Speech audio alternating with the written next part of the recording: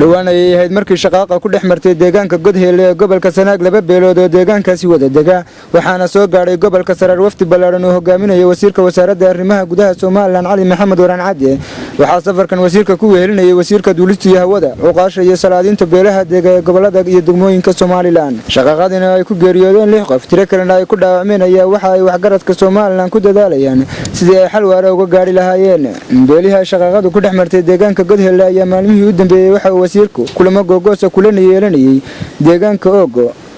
ilaa maantana waxa socota waanwaantii lagu raadinayay nabad buuxda oo laga hirgeliyo deegaanka shaqaqadu ka dhacday habeenkii xalay ay israasaasanaan badnaani ee ka dhacday duleedka deegaanka Ogo waxaana la soo xirxiray in ka badan 10 waxbus iyo gaadiidkii ay wateen balse ma jirto cid ku geeriyootay israasaasintaasi habeenkii xalay ka dhacday duleedka deegaanka Ogo ilaa haatan lama garan karo halka uu xaalku saldhigan doono waxaase wali socda waanwaantii nabadeed ee ay wadeen wasiirka wasaaradda arrimaha gudaha Soomaaliland iyo wafdigii wasiirada iyo uqaasha iyo salaadinta isugu jirta ee ku sugan magaalada Ogo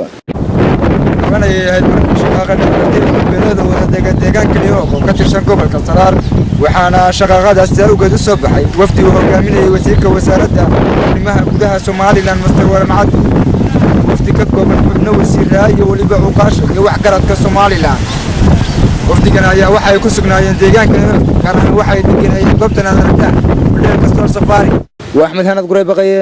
iyo Maxamed Shaafi Cabdiraxmaan TV-ga caalamiga ee Samsa TV deegaanka shaqaqadu ka dhacday Ogo